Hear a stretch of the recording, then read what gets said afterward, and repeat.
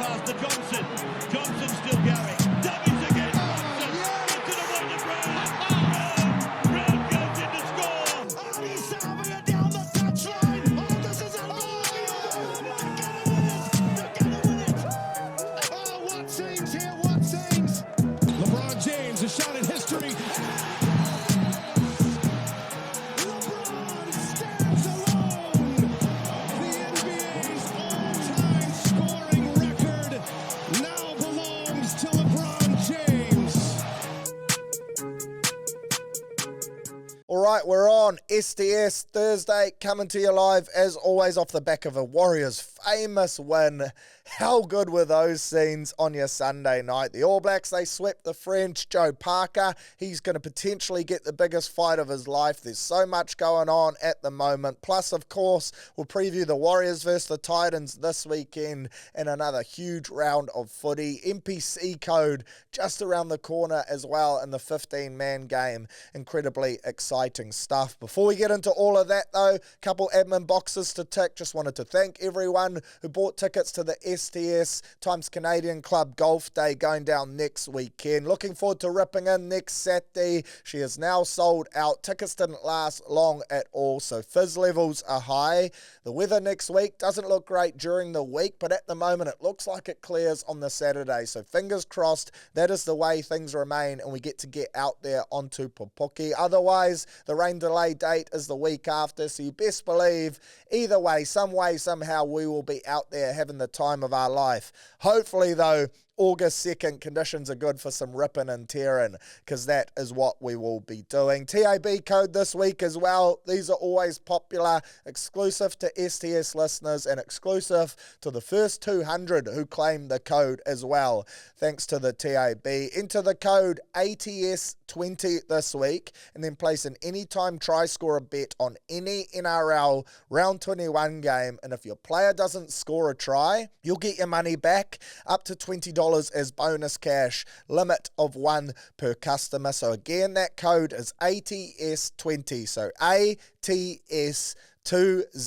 Chuck it in. Doesn't matter about capitals. Just get the code right. ATS20. Chuck in anytime try score a bet on any game. Player doesn't score, money back in bonus cash up to $20. This allows you to go juicy. Jump on an Aaron Clark or someone playing good odds. If they don't salute, you'll get your money back anyway. A real insurance play. So have a swing responsibly, of course. Limit of $20 and see where you land. You never know. You might hit a juicy anytime try scorer, which would add some extra excitement to your weekend. But as I mentioned before, a lot of sport to chew through. So let's get straight into it and talk some rugby league. NRL, another doozy of a round last week. A couple big upsets as well. Some massive results for the Warriors too, especially in that top 4 battle for positions at the moment. There's every chance, I reckon, we finish in the top 2 now after what played out last weekend, but I'll touch more on that shortly.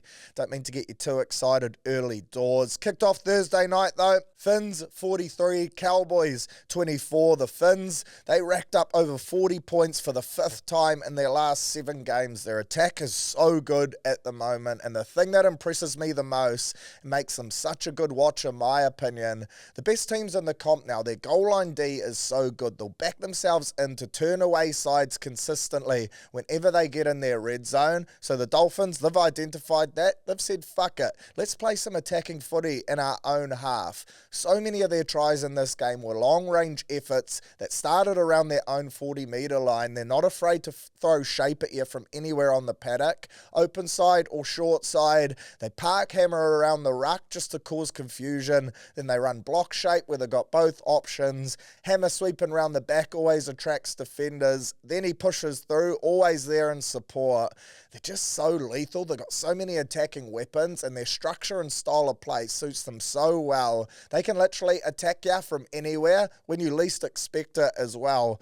They're looking so good at the moment, especially considering how many massive injuries to star players they have. They're pretty much up there with their outs in terms of the Rabbitohs, but here they are, hot in line to fight for the 8th, playing some unreal code. Shout out to Connolly Lemuelu as well, had a heck of a game, 272 run meters, 2 line breaks, 2 try assists, and 35 tackles. Almost scored as well, got held up. That was a heck of a knock from him. Hammer, Averillo, Kurt Donahue, probably the other standouts.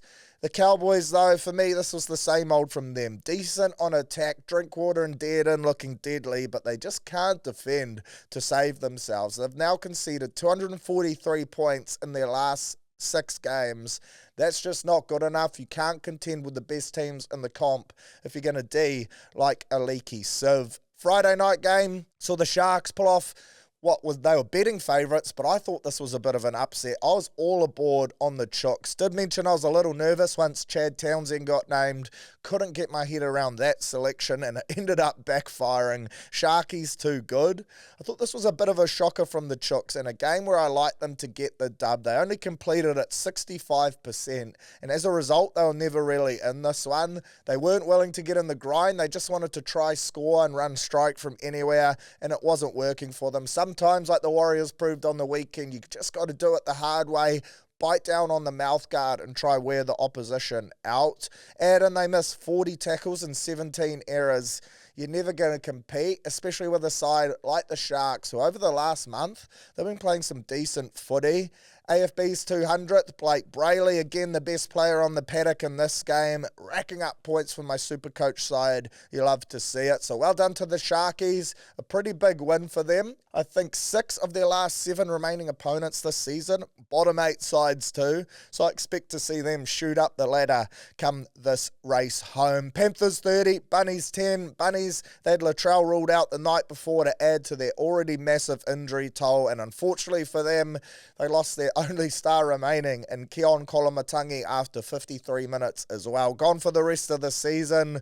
Pretty brutal stuff for them, and I see this week Wayne Bennett has the chance to equal his longest losing streak in the NRL of 8 straight games. Shit, I think they could do that, unfortunately. For the Panthers, it's the complete opposite end of the spectrum. 6 wins on the trot now, and in those wins they're averaging less than 12 points conceded per game as well. That part of their game which won them 4 straight comps, their defense, is now back after a pretty dusty start to the year. Add to that guys like Dylan Edwards having a massive game, 18 points including 2 tries, 5 from 5 off the rubber, 305 run meters, 2 line breaks, 11 tackle breaks and a try assist. It was a massive effort from the Ghost, the stand-in skipper, and when you can afford to rest guys like Cleary and Isaiah Yeo, because you have that much belief in your other lads out there on the paddock and still get the chocolates, that's the sign you're a bloody good team that is ready to chase their 5th straight ring. Here come the Panthers. They are flying at the moment. Super Saturday, Raiders 40, Eels 16. Eels started all right, but then the Green Machine just turned up the heat and Para couldn't go with them. It was a good knock from the young hooker too, Owen Paddy. Paddy loves some meat. 2 tries off the interchange. He looks like a player for the future as well. Doggies 20, Dragons 18. Lockie Galvin, beautiful little final pass there to get them the win and get them out of trouble. But for me, they were far from convincing again, the Dogs. Haven't bet any top 6 teams this season. Of course, they're still sitting in second. Only 1 win behind the Raiders at the top of the ladder. But it's just not 100% clicking. I thought Renakama looked good on the wing, a great pickup in fantasy, although I notice he's not in the side this week. That seems a little harsh. Might have to burn another trade to get rid of him, which hurts my soul. But the Doggies, yeah, look, banked the 2 points. Dragons, another loss within 6 points, which I'm sure Flano was filthy at. It was a beautiful seed from Galvin, which got them out of trouble. But for some reason, I don't fear playing them as much right now as I would have at the start of the season. I think they're certainly beatable. Melbourne Storm 16, Manly 18. Talk about beatable. What a result here. Manly's first win in Melbourne since 2019. They snapped the Storm's 10-game winning streak at home as well. well. And they did it in bloody dramatic fashion too. A penalty at the death. The Storm, they were their own worst nightmare in this game. 67% completion rate compared to Manly's 90. Melbourne Storm so far from themselves in this game. And they've done this in games so far this year. They've been far from the polished product. Another team that's sitting in the top four, sitting in third, on reputation, you'd think, shit, you don't want to play them in finals footy. But looking at this side right now, the outs that they've got, I don't know, they just don't have that same fear factor either. And Manly showed you can go to Melbourne and get the result if that's the way the cookie crumbles and your finals draw comes out. And you have to go over to Amy Park. I just don't think they're as scary as they have been in years gone by. I don't agree with that penalty on Harry Grant, which ultimately cost Melbourne the game. Bit of late contact on Luke Brooks, but I don't think it was that bad at all.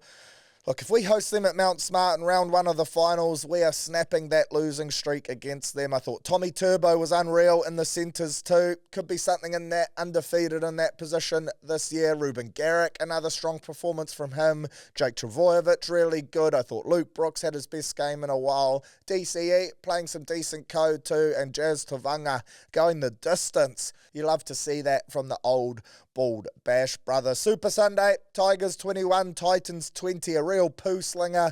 Two shit sides doing their best to lose this game. The Titans, though, they royally fucked it. Gave away a penalty for being too slow to set a scrum, and in the end, that really cost them. Welcome back, Taylor May. Good return to the NRL for him. Tino Fa'asuamaleaui left this game with a knee injury, which is shit for the Titans. Great for us this week, though.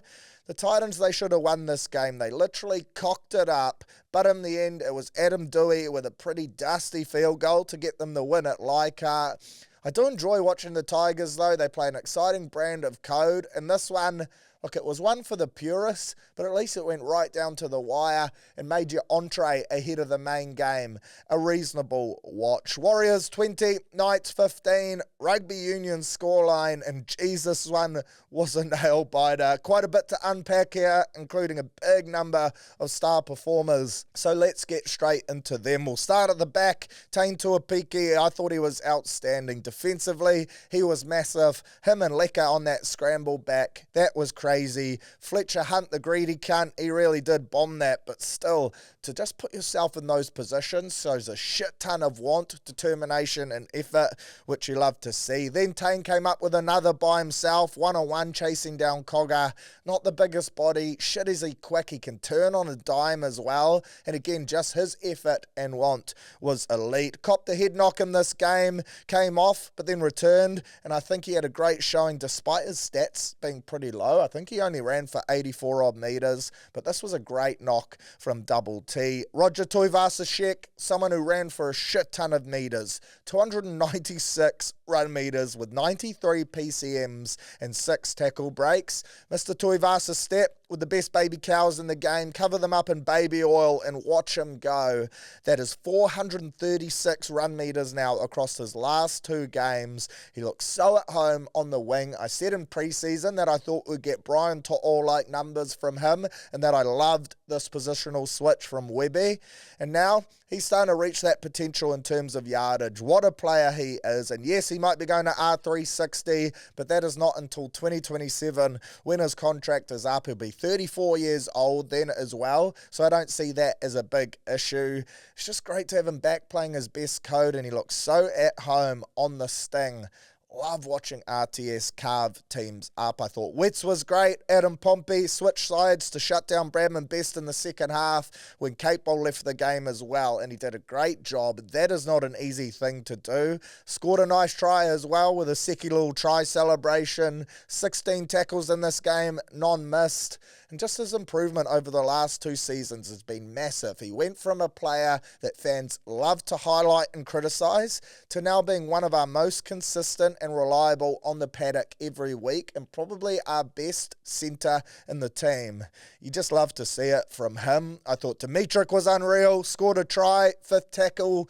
Beautiful play there from Wade. Got out, engaged the A and B defender with his footwork, and then just put old Demi in one-on-one. Nice little late shift of body position and feet from Demi as well, and over he goes. I thought his kickoff carry again to start the second half was huge. back-fenced it, bumped off Leo Thompson, gave him a look that I reckon would have lifted the lads as well. Had a nice little smirk on his face. It was the perfect way to start the second 40. That's back-to-back weeks now, whereas carries off kickoff have given us massive impact and energy. You love to see it from Demi the Destroyer. He's an enforcer through the middle at the moment off the interchange, and you have to keep in mind too, he did his ACL in 2023 after only playing 3 NRL games, returned late last year to get in the back 4 of the season, and now he's one of only 6 Warriors to have played in every game this year at only 21 to suffer such a big injury like that, bounce back and be playing this level of code in such a short time. He's still just scratching the surface, and when you think of what makes a great middle forward, he has every attribute you need, plus he has the footwork and the ball-playing skill. He's played a lot of lock and second row coming through the grades. Now he's found himself in the middle. The sky is the limit for this lad as well, and I'm so excited to watch him develop over the next 5 or 6 years. Tanner Boyd, mixed bag, thought he had a good long kicking game. Our 5th tackle kicks were really good, winning us that field position battle. I thought he was solid defensively again as well, but unfortunately, when the opportunity came to ice the game, you'd have to say he did struggle, missed that first field goal from a very handy position. I think he should have chipped that one over, but unfortunately, that's what he looked like he tried to do. Just tried to chip it rather than kick her right through it, send her into the stands, and unfortunately, she sprayed to the right. That one was with about 8 minutes to go. For me, it was the right time to go for it. Just didn't quite execute, unfortunately. Then the other 2, they were charged down. You could give them a try assist on the second one. And then, of course, the penalty. 30 metres out in front. Normally an easy nudge, which was made a lot harder given the circumstances. And as a goal kicker, that is not an easy kick at all because everyone expects you to get it. That is when the pressure really piles on. It's still one he would expect to get though. And shit, he would have been relieved when the full-time whistle blew and we came away with the 2 points because otherwise, I reckon the Warriors faithful, they would have turned him from hero to 0 in the space of a week. Everyone would have been calling for someone else to wear the 7 jersey. That's how fickle we can be as fans at times. I thought Fish and Aaron Clark were massive for us in this game. Workhorses through the middle, and I love the work of Fish and his leadership late in this game. That is where our captain stood up. I thought he used the challenge perfectly at the end there on Tanner to get that penalty off Jackson Hastings not being square at marker. I think you saw as well just how important it is to still have a challenge up your sleeve late in games. The Manly game against the Storm was another perfect example of it, especially come finals time when a call like that could literally save your season. You can't be blowing challenges early on stupid 50-50 calls. You better to just cop it unless it's really obvious. Keep one up your sleeve, and then you get to use it in times like this where there is just a possibility that something could have been not right. You see it so often on field goal attempts, charge downs. Opposition teams leave early, they're not back 10, things like that. That is when you bust out the challenge and try your luck and hope of a miracle, and that's what we got here. Then also wanted to highlight Fisher's work in that final set before the Leka try. I think it was him, Wade and Roger, all with 3 massive carries to get us over halfway and into a position to shoot for the sticks. Those dying minutes are when your leaders need to stand up, and that final set from the lads really did show a lot to me. And then, of course, Leka saved the best till last. Wowee, away jersey Leka, holy hecka, there goes Leka. The kid is an absolute freak, and there's a saying in American sport, the best 2 words you can hear are Game 7. Well, the best 2 words you can hear in the last 5 minutes of a Warriors game at the moment are Leka Halasima. He did it against the Tigers, he's done it now against the Knights. What a talent he is, and he's not just a talent, he works bloody hard on his game as well. He's a humble kid that's determined to reach his full potential. And from the moment he picked up that charge down, he only had eyes for the line. The way he scooped up the ball was special to start with, and then he just dropped the clutch, turned a half gap into 4 points. The fact he was pulling away from Bradman Best before he put that move on Dane Gagai, he's the perfect mix of power, speed, skill, footwork, and defensively, he was great with that try saver too. I love watching this lad play. He is fast becoming a real fan favourite. And to think we have another 10 plus years of him ahead of us as Warriors fans is so exciting, he said. Leka my balls to the Knights and got us a crucial 2 points. I dare say the whole of New Zealand was up on the couch, jumping around the living room, hugging whoever you were watching the game with as that play unfolded. The old mother-in-law, she was with me. She copped a Searley special, one of the great hugs. It was just euphoria, man. I was so fucking excited watching that. The relief, the amazement at what just happened. I could barely sleep that night. It took me that long to come to grips with it. I reckon I've watched that try 300 plus times across the Sunday night, Monday morning. Should I still find myself watching it too and pinching myself at just how that unfolded. To me, he's Rookie of the Year. Rob Toya, Mark Nawanga-Netawase, Isaiah Yonge, they are right up there too. But he just keeps producing plays like this. He's now an 80-minute second rower at 19 years of age. That is just wild. What a weapon this kid is. But overall, an important win. Panthers and Broncos breathing down our necks. So this was a massive 2 points, especially considering the Storm's loss on the weekend. That ties us with points in them on third. Their points for and against is way better than us. I think they have the best points for and against differential in the comp. But to be tied with them is a bloody good spot. Their run home is way harder than us as well. And I have it on good info. Our 6 and 7, CHT and Tanner Boyd, they were playing through injury as well. Capewell injured in the first half. Tane, he was battling with a head knock. The lads just dug deep. They refused to give up. Boys playing out of position, but still we got it done. A massive 2 points on the road at a venue that hasn't been good to us over the last few years. This was a game we shouldn't have won. Should have been a frustrating loss for us, and 2 points we let slip.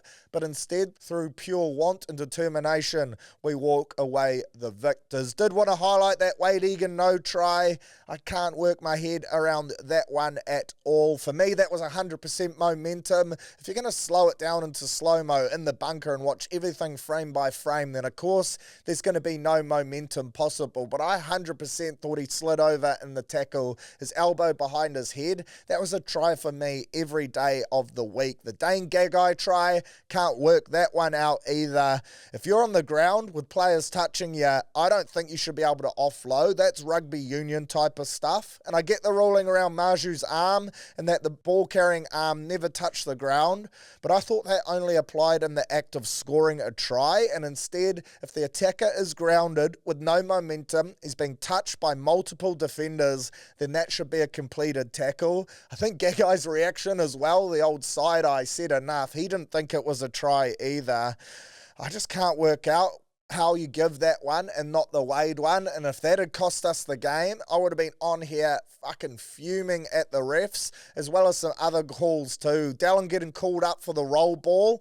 That was a crock of shit. Shit, was there a crackdown on that on the weekend? I hate that ruling personally. Then we had Jacko Ford, one-on-one, pulled off the strip, and they penalised us as well. I thought that was a bullshit call. So the referees were certainly out at certain stages amongst this game.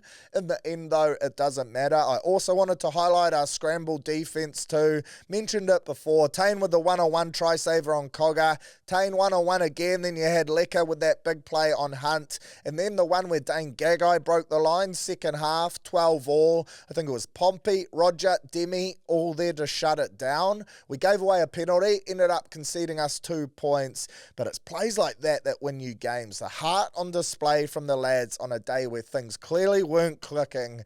I just can't talk about it and highlight it enough. We were far from our best. That will get you over the line in big games though. Want desire, never give up, empty the tank for the boys, doing everything in your control to get the outcome.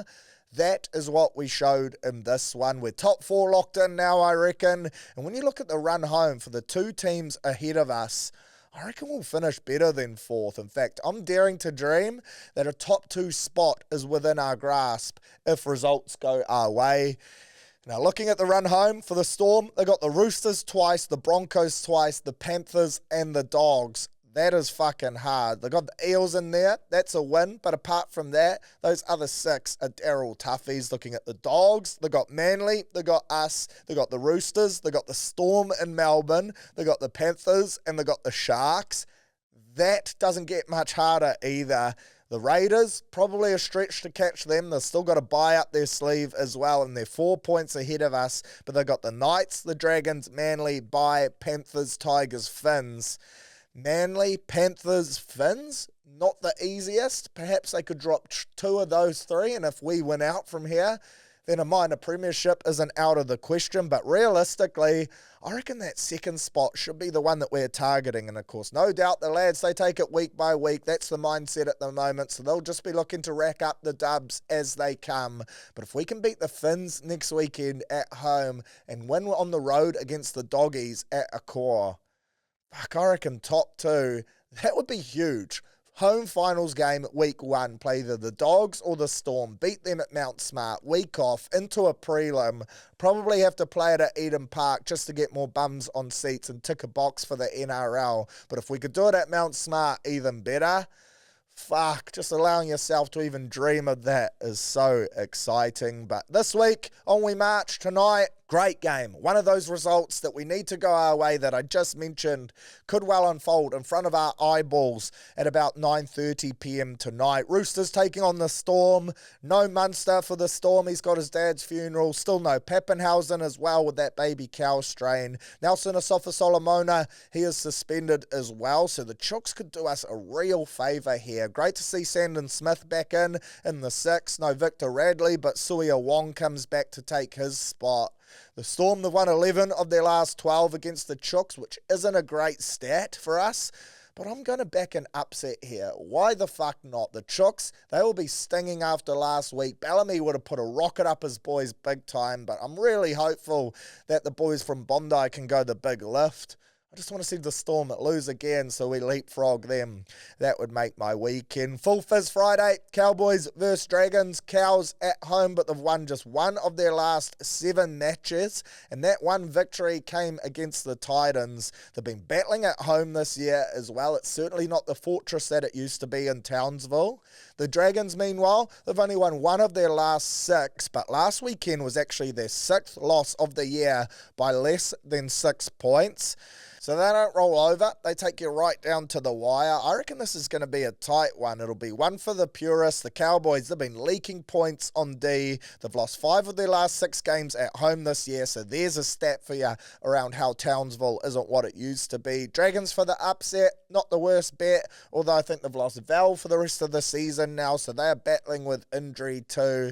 Seems like an either team 1 to 12 option for me, but we'll tick that box in the punting. Broncos versus Eels, that's the second game on your Friday night. Bronx on a 5-game winning streak. Payne in the Haas, he's back, and so is hot boy Jesse Arthurs, who will play his first game since round 17 for the Eels. Still no Dylan Brown, he's on the extended bench again with Footy Dean. Old Dean Hawkins moved to the 6 jersey. Joash Papali, he is in the 1 jersey with Yongi out. But big news for Para, a huge in. Mitchie Moses, back after 4 games out with a calf strain.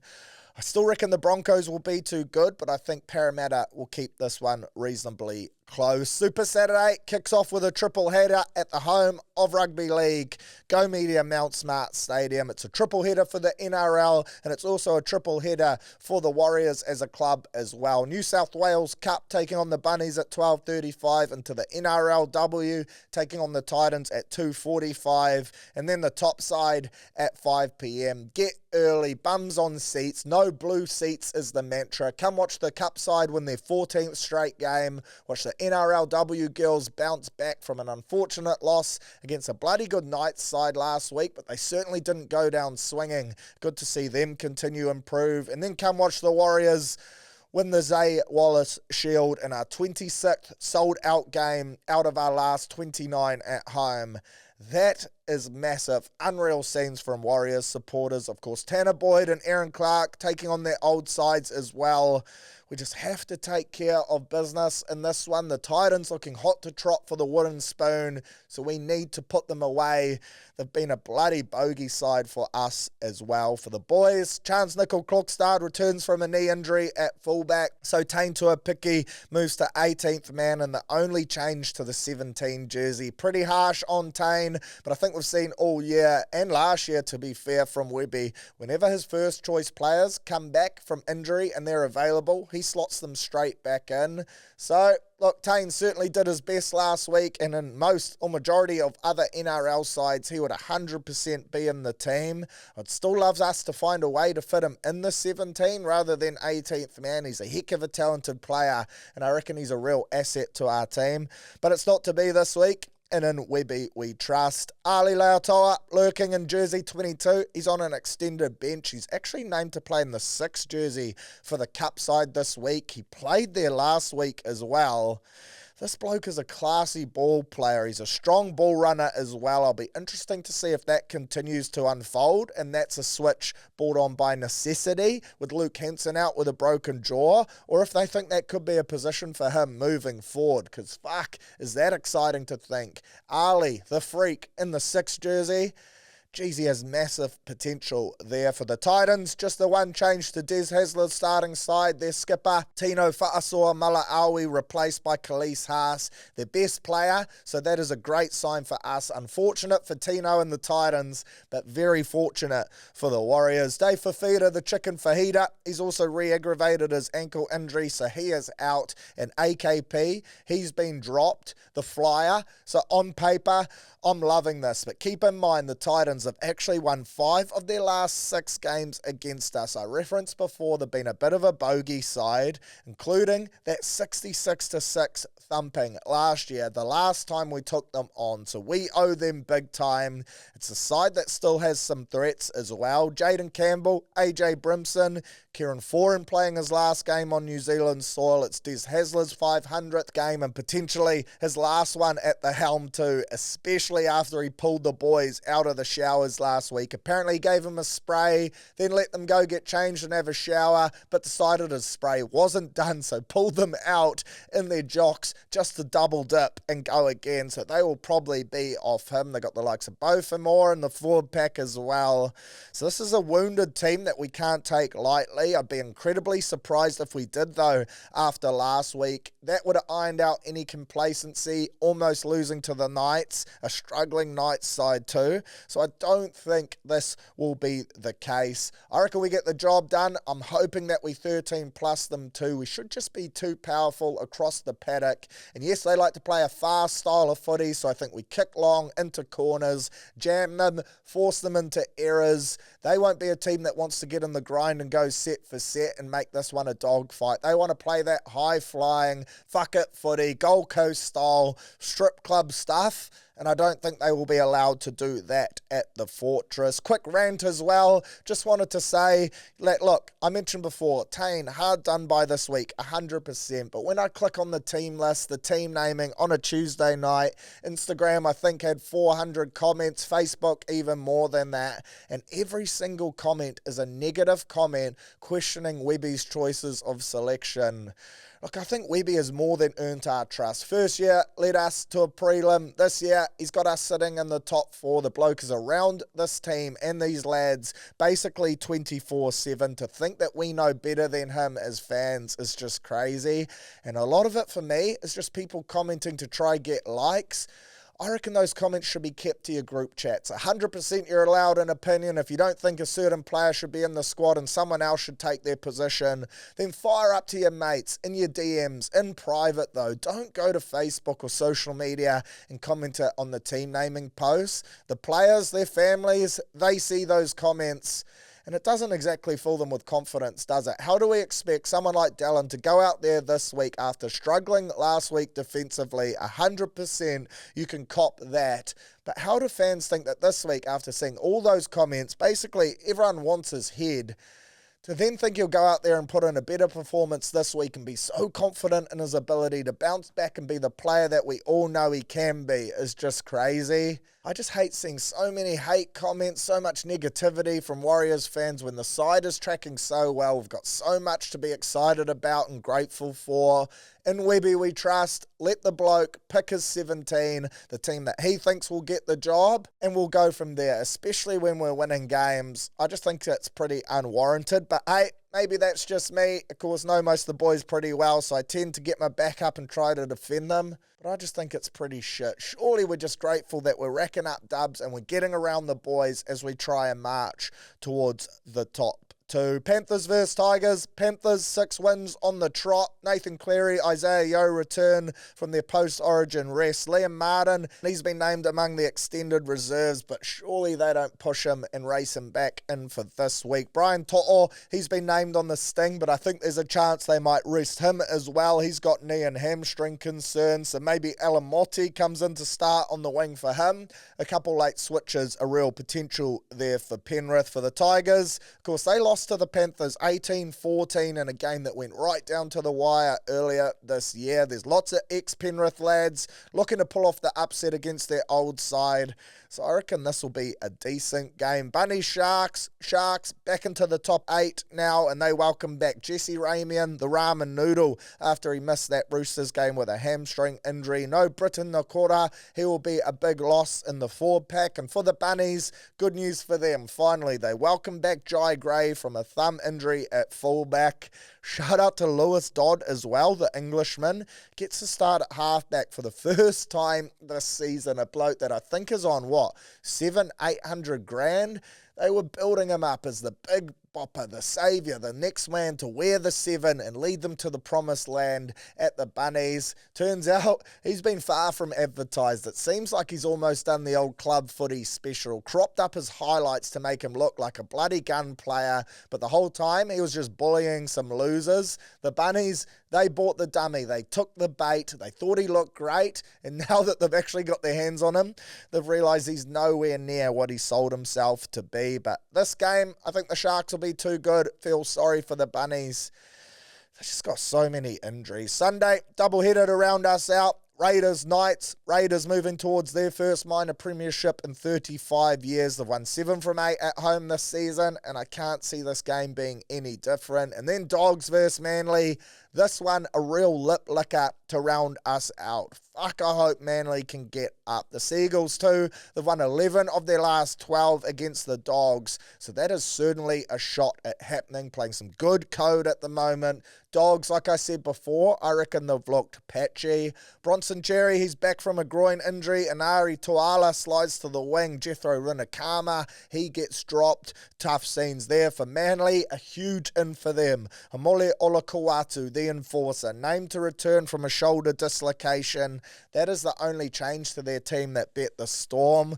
I'll certainly be cheering for the lads from the Peninsula in this one. A massive 2 points for them to really boost their stakes of playing finals footy. And more importantly, close that gap between second and third as we mount our crusade. I'm just so set on us finishing second this year.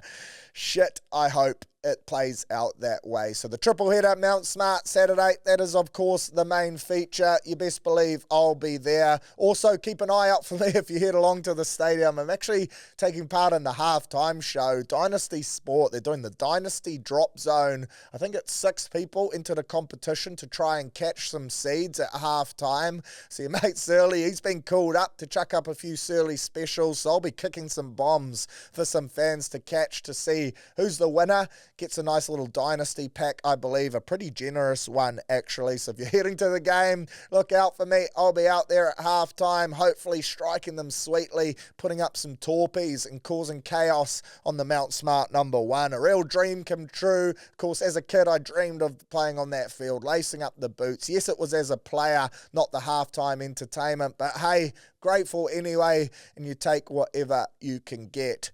See you on Saturday at Mount Smart, the Fortress. 3 from 3, clean sweep, on ways. Up the fucking Warriors.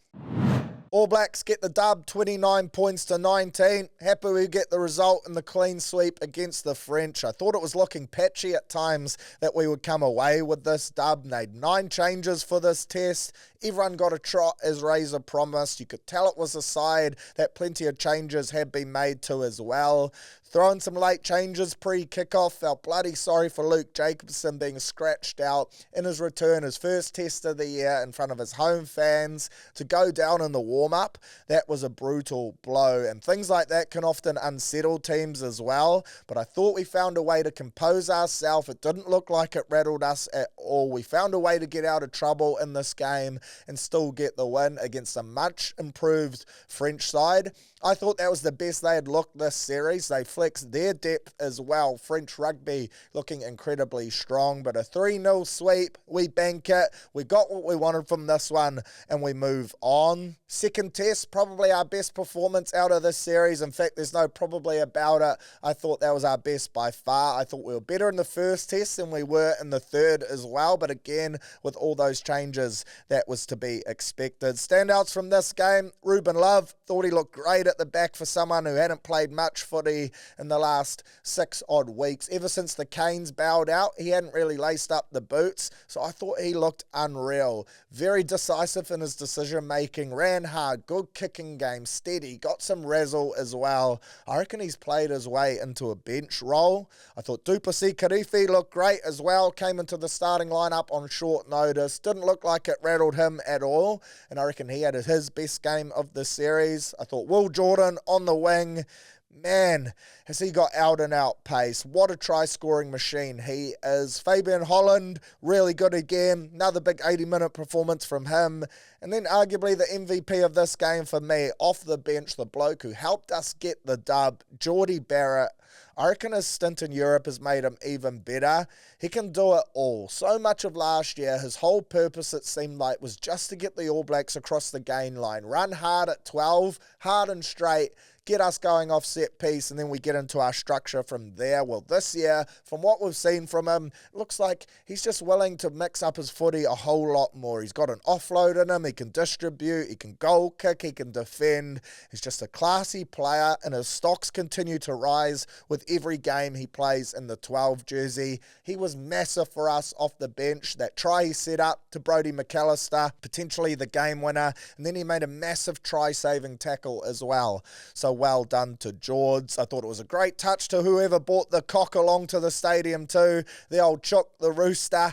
That thing provided some of the best game entertainment for the night for the crowd. It was running amok too, refused to be caught by security. How they got that through the gates, I'm not quite sure, but fuck was it entertaining. In terms of your standouts for this series, Fabian Holland, for me, probably the player of the series, especially considering the circumstances. On debut, never played test match footy, to play every minute of every test and look as comfortable and at home as he did. Made 44 of his 46 tackles, 27 lineouts won, 112 rucks hit. He's a big body with a great skill set. He can move. He's physical as fuck as well. I think he's exactly what we wanted in a lock. And man, he was the last man standing. Without him in this series, we would have been tucked. The amount of injuries we had at lock, if he wasn't available, we would have been scrambling in all sorts. I have no doubt Naitoa Arkoi would have come in and filled the gap. But Fabian, I thought he was exceptional and certainly looks like a long-term All Black.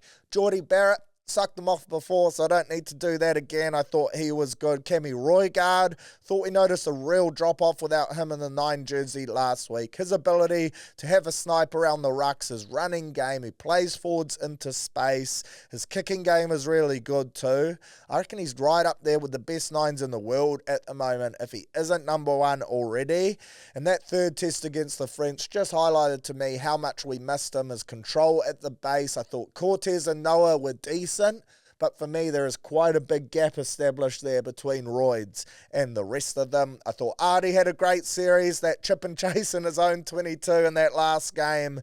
Apart from that, that was probably the only blimp on his radar. Never seen that, a defensive chip and chase, but hey, that's fuck it footy, razzle-dazzle Moana type of stuff right there. And good on him for at least trying it. Who's going to pull him in line? He's the skipper, best player in the world, so he does have a free rein, and he certainly pushed it to the limit there. But he was massive in these 3 games against the French, in particular in that second test. What a weapon he is. He continues to punch out at least 8 out of 10 performances every time. He is still the best player in the world for me, and when he's a 10 out of 10, he is just devastating. Love him at skipper too. Old skipper Savia. Tupou Vaa'i, he's right up there for best of the series for me. Test 1 and 2, he was an absolute monster. Unfortunately, unavailable for Test 3 due to that head knock, but he carried on his Super Rugby form here in that unfamiliar role of 6 as well. I thought he ticked every box and more, and this experiment from Razor certainly worked, and I'm keen to see how it goes throughout the Rugby Championship as well. Will Jordan, freak, X-Factor, he is just razzle personified, and I love watching that bloke play. I think he's operating at almost a try a game, 0.94 or something ridiculous for the All Blacks. That is fucked. It won't be long before he is our greatest ever try scorer at test level, and he's still got so much code ahead of him. Whether that's at fullback or on the wing, I'm not quite sure. Ruben Love on the weekend perhaps showed he should be a starting 15. But man, he was so good. Biggest losers, I think potentially D-Mac, that third game on the weekend. That just confirmed that he is not our starting 10 at the moment. I think Bodie in the first 2 tests controlled the game really well. And Damien, I'm a massive fan of his, but unfortunately, I thought there was a bit of a drop-off there. Didn't have his best day at the office. I think he's better suited to either 15 or coming off the pine.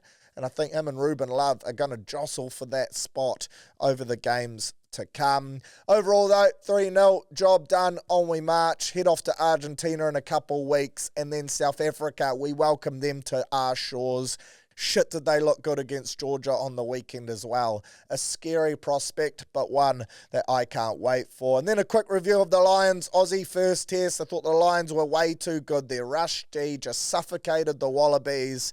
The Wallabies kicked away so much ball, especially in that first 40. They didn't know how to get across gain line. Their forwards were just getting teed off on that. Lions pack is so much bigger and so much more physical, and they just couldn't put a dent in them. They struggled, they battled, they lacked ideas, and for me, they were never really in this one. I thought the Lions won every physical area, scored some good tries as well.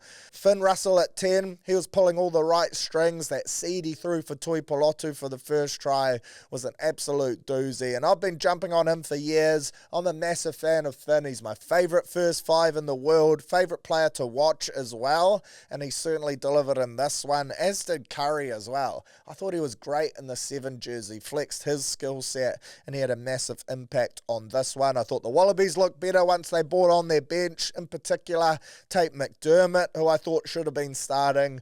I really didn't get that decision to start Jake Gordon ahead of him, particularly with a young first 5 in Liner, starting an inexperienced 9 as well. That was a real head scratcher. Surely you start the 9 who he plays his Super Rugby code with and who's been around for a while. He's also a bloody good playmaker, McDermott, so he takes a lot of pressure off Liner, and I thought he changed the game when he came on, gave their attack some variation, but it was all just too little, too late. I do have to question as well, the Wallabies only having 1 test heading into this game. They look so underprepared. It's almost like they weren't aware the Lions were coming. They paid the price for it as well. The only silver lining for them for Test 2, I reckon, is that it looks like Will Skelton will be back this week. They need his ball carrying and his size. Rob Valentini apparently also a chance to come back in and be a shot to play. Even then, I can't see the Wallabies not getting dusted up again this weekend, but will certainly help them to at least bang some bodies and bend that defensive line of the Lions. For me, I'd be looking at moving Joseph Suaalii potentially to a wing as well. They're just using him as a battering ram at the moment, and I reckon the best way to combat that rush D, crossfield kicks, whether they're high and short or low and short, rugby league styles. Use Joseph's aerial ability to get him behind them. They scored a great try, the Wallabies, doing just that as well. I reckon that's the only way they can turn this Lions team around and try and score some points. Shout out to the Lions fans as well. Well done to them. They sold out Suncorp, almost 54,000. It looked like 90% were travelling fans too, not Wallabies supporters. This week they've managed to sell out the MCG, 100,000 plus. That is huge. Rugby Australia, despite the poor performance on the field, they will be licking their lips that they are still getting the financial benefits of this tour in a massive way. fuck are the Lions fans good value too. They love their Bears. They've been necking Guinness and pints left, right and centre, and they'll be up for this one in Melbourne as they look to wrap up the series. NPC next week, that kicks off too. I'll dive more into it on next week's pod, but can't wait for this. My favourite form of rugby union. It's where grassroots meets professional. You get to see that next generation coming through as well. Circle some future stars to keep an eye on in Super Rugby next year. There's some stacked sides going around the comp this year too. Tasman, that backline. David Harville, Lester Whainganuku, Macca Springer, Taumoe Falau, Finlay Christie, the young gun Harry Inch, Mitch Drummond, Levi Almore. You could rattle off names. They are so stacked, and they will go in as the betting favourites, and deservedly so. Bay of Plenty, though, last year's beaten finalists, they look good too as well, paying $10 to take it out. If they have their All Blacks in there, plus they've got the likes of Leroy Carter and co, they are going to be an exciting team to watch. I just can't wait for this one to get underway. I think it's next Thursday night. Auckland play Waikato, then the mighty Harbour Heat next Friday night, heading down to take on Manawatu with Ngāne Laumape in the 12 jersey. That is a scary sight for any first five. Feel sorry for Pellegrini, but he is more than capable of shutting him down and get up the mighty Harbour.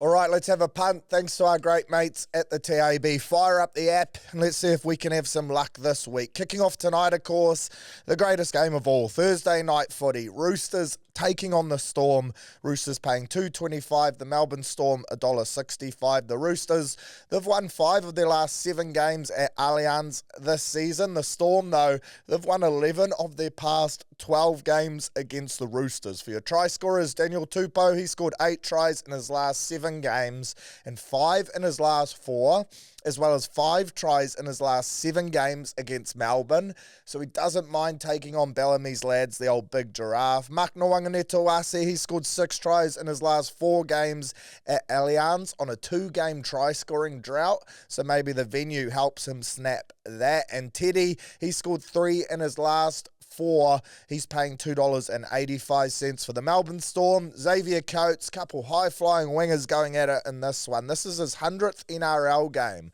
so a milestone meaty is a certain possibility for him. He scored a hat-trick last week. He's paying $1.92 here. He's also scored 8 tries in his last 5 games against the Chooks, so all those stats seem to add up for a bit of a box tick on Big Xavier. Kane Bradley, 4 tries in his last 3 games on the wing, paying $2.50.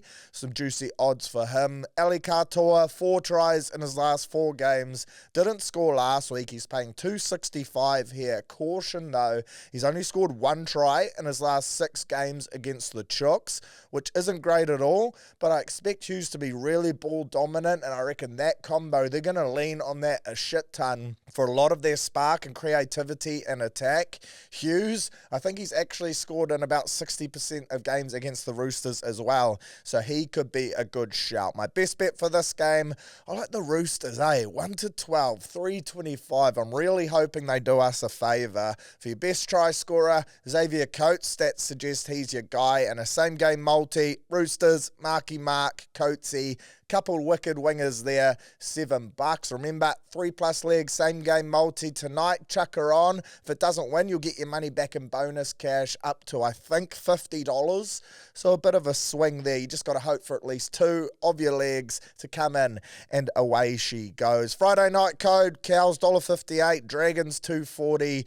Daryl Tuffy of a game to pick this one. Cowboys, they've won their last 5 straight against the Red V. The Dragons have only won 3 of their last 15 games at Queensland venues as well. But the Cowboys, they've lost 4 of their last 5 games at home. And as I mentioned before, the Dragons, they don't roll over. They don't get beat at much by all. For your try scorers, Tyrell Sloan, 4 tries in his last 3 games for the Cows. Scotty Drinkwater, he scored 4 tries in his last 4 against the Dragons. And Nanai, he scored in 2 straight games against the Dragons as well, with Dearden having scored in 3 of his last 4 against the red V. For me, this is a fence sit, either team 1 to 12 type of stuff here. Take that try bet option at $1.68. Then multi it up with Sloan and Nanai and see how you go. Try your luck and some fuck it footy on your first game of the Friday. Second game, Broncos Eels, $1.24. Bronx Eels, $4.10. The Broncos have won their last 4 straight against Parramatta, and the Eels have lost 5 of their last 6 games at Suncorp Stadium. For try scorers, Shibasaki, the Japanese cuisine, he's scored 8 tries in his last 6 games at Suncorp. Loves playing at home, paying $2.05 for your Smokies. And this could be one where you use that try scorer code, ATS20, and you jump on Adam Reynolds. He requires 14 points to reach 2,500 across his career, and he's a value play for a try scorer here. He scored in 4 of his last 5 games against Para. He's paying $4.40. If that's not enough for you, Billy Walters scored in his last 2 straight off the interchange, $6.60. Don't forget your roots bet. Jump on him for the Eels. Joshi Adokar, 1 more try, and then he raises the bat for 150 NRL tries. Scored a double last time he took on the Broncos as well. Zachy Lomax, 3-game try scoring streak. He's paying $2.20. Loves a meaty when Moses is playing. That brings the best out of old Low Job for 2.2 for Zachy. That is not bad at all. Same game multi. I'm going to go Bronx into Shibasaki and Lomax, paying $5 with Adam Reynolds as a bit of a side play. Super Saturday, Warriors, we're going to pump these losers, paying $1.28. Titans, $3.75. We've won 5 of our 7 games in New Zealand this year. The Titans have won 5 of their last 6 games against us, and they haven't been close, to be fair, either. Well, the last one wasn't. The one before that on Anzac Day, where they ruined our parade, that was a bloody tight one. Tanner Boyd stepped up and put on a clinic. Well, this time he's going to put on a clinic, but in a Warriors jersey.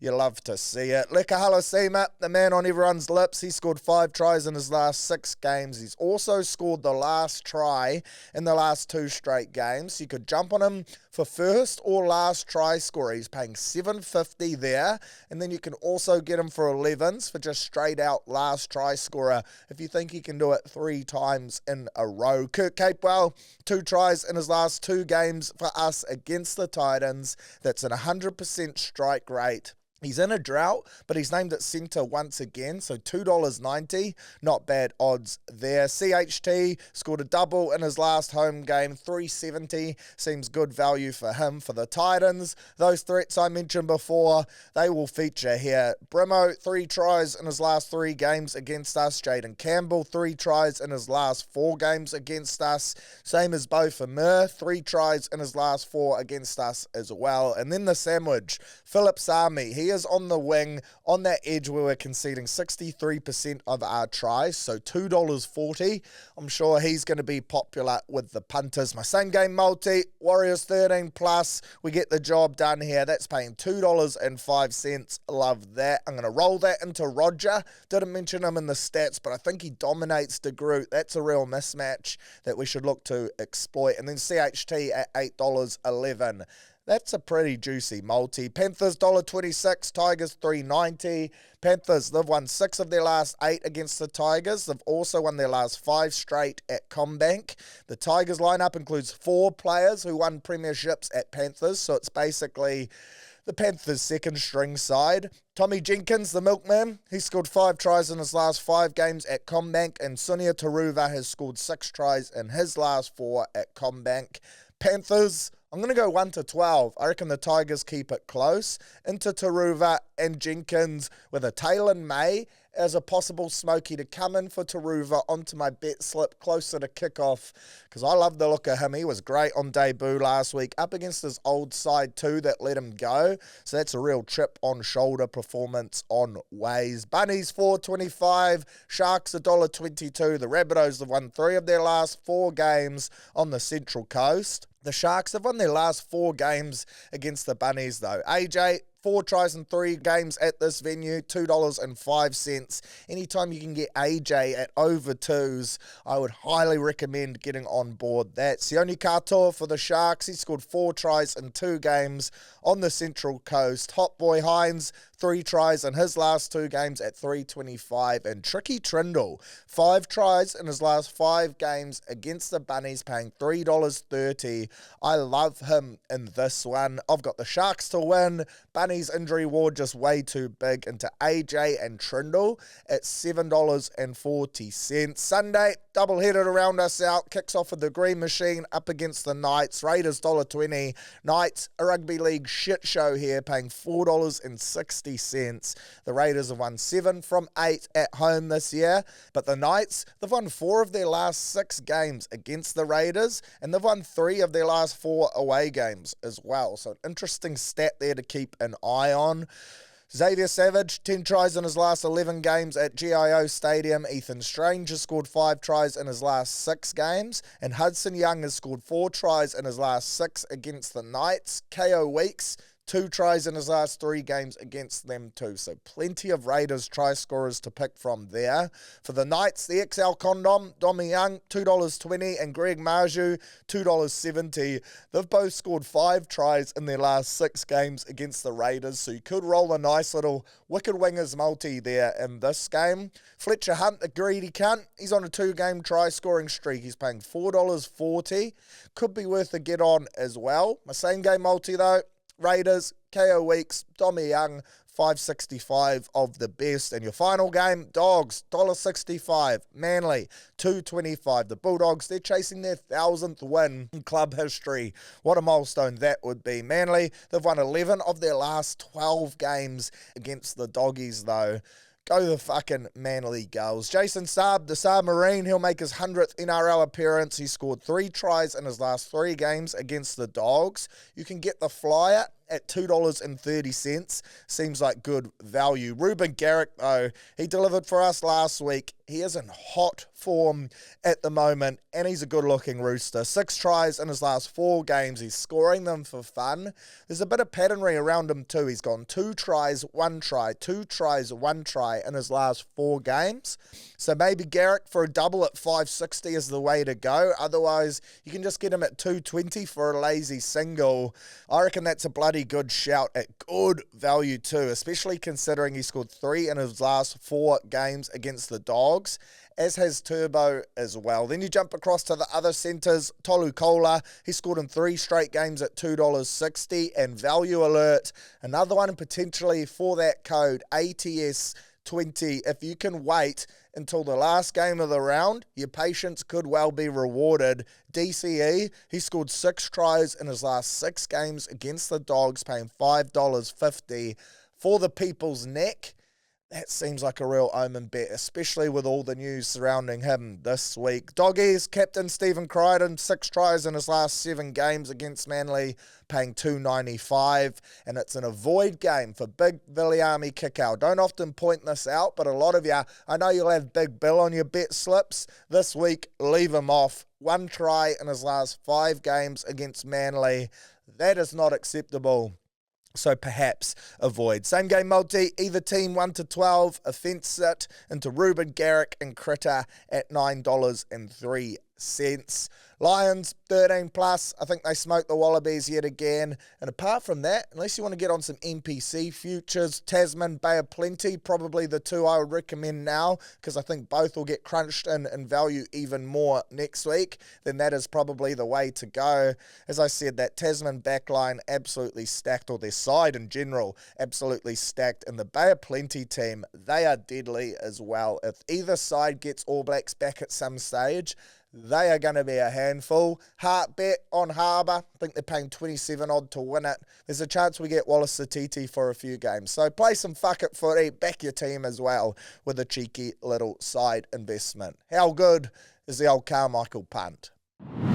Right, that's us for the pod this week. Hope you enjoyed it. We'll be back again next Thursday to run it back. I think there's a 1 take dropping either tomorrow or Saturday with Mitch Barnett as well, so stay tuned for that. Warriors fans, should be a goodie. Remember as well, use that TAB code ATS20 anytime try scorer in any NRL game this weekend. You can only use it once. If your player doesn't score, you'll get your money back in bonus cash up to $20, thanks to our great mates. Otherwise, catch you next Thursday. Have a great weekend. Enjoy all the sport. Go the fucking Warriors. How good.